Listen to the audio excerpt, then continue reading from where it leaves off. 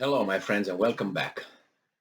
Well, if you have a person who was consistent in doing what he said that he will do, and then today he just told you that, hey, I'm going to do this, just so you know, would you believe that it's a very high probability that he will do that? I would. If I wouldn't, that means I'm really disconnected with reality. I didn't learn anything from this life.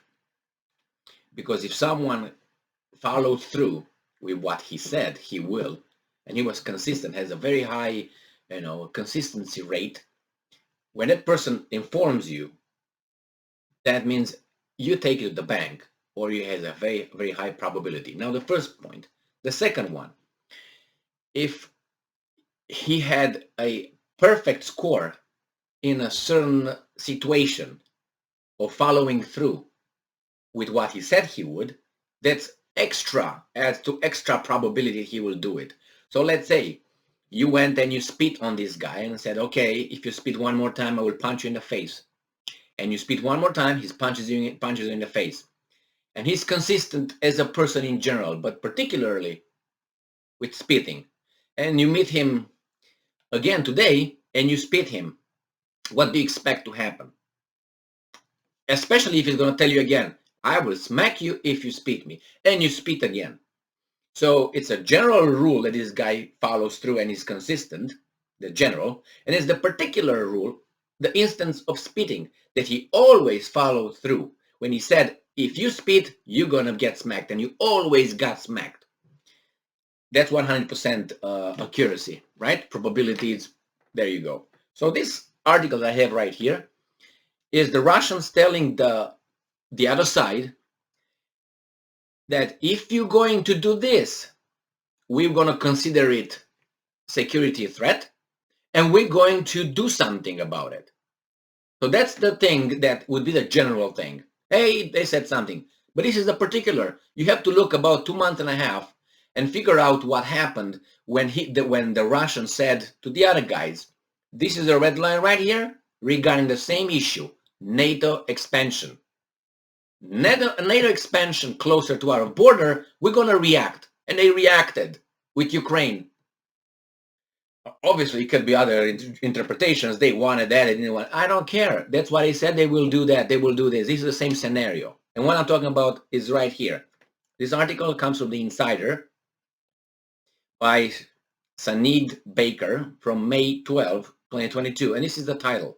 Russia said Finland joining NATO is definitely a threat and warned it would retaliate as the country moves ever closer to membership.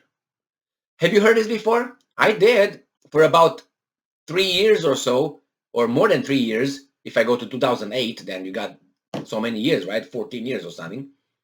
Right? I heard that coming from the Russians regarding countries moving closer to joining, NATO by Russian border. And now Ukraine. There you have it.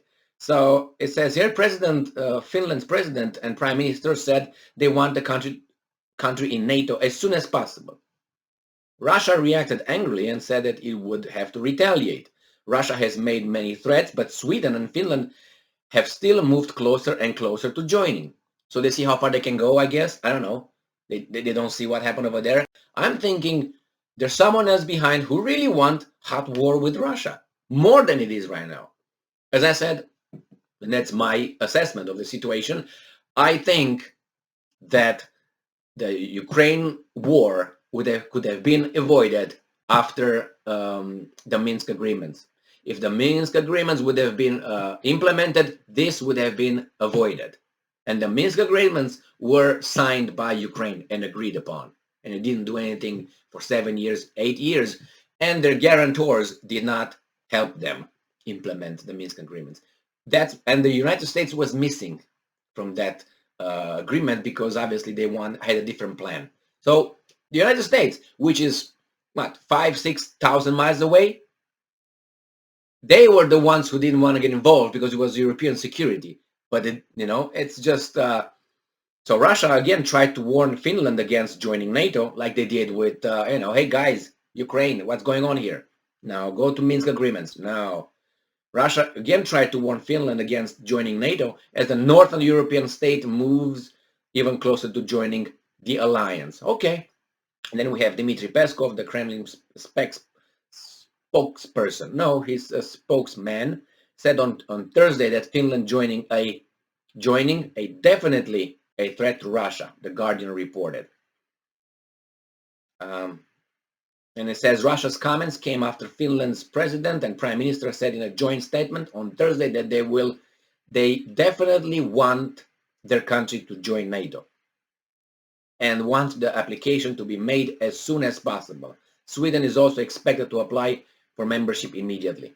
Okay, well, as I said, and he says here that the NATO Secretary General Jens Stoltenberg said on Thursday that Finland would be welcomed quickly into the alliance. Should Finland decide to apply, they would be warmly welcomed into NATO, and the accession process would be smooth and swift, according to BBC. All right, well, that's one thing, and I had another article who had something, yes, from Agence France Presse. Now that's a different, let me see if I find that.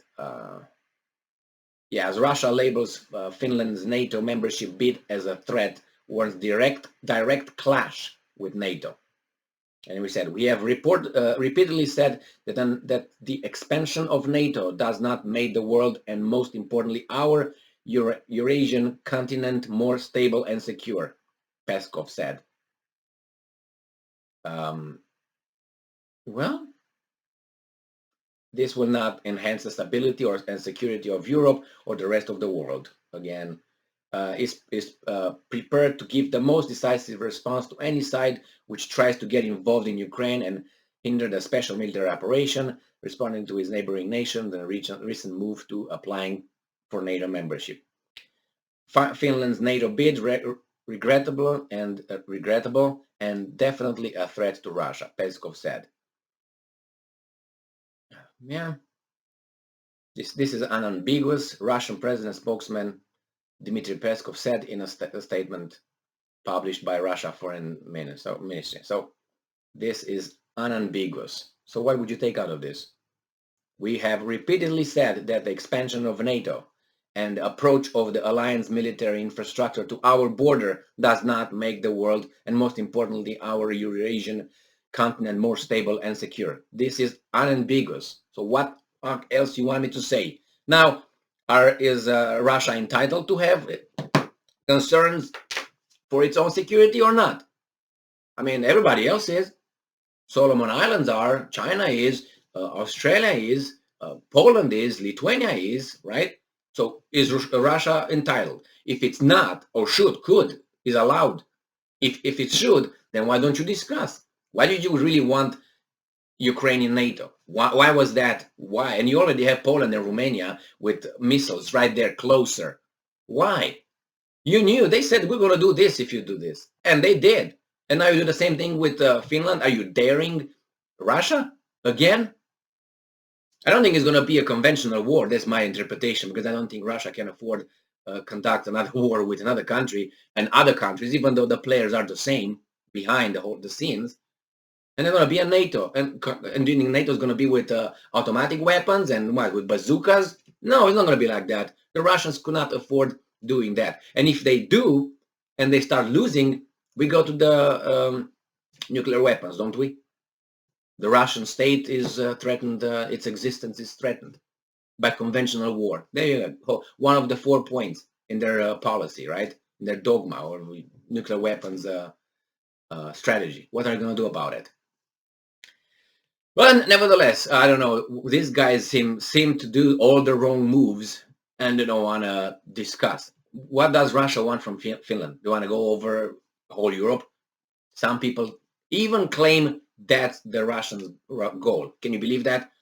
And they are leaders of the country, and important people, foreign ministers, prime ministers, who still say that Russia wants to conquer Europe. And people believe it. That's why they say it. Thank you very much for being with me again today. Stay strong, stay smart, look for the truth, and be just.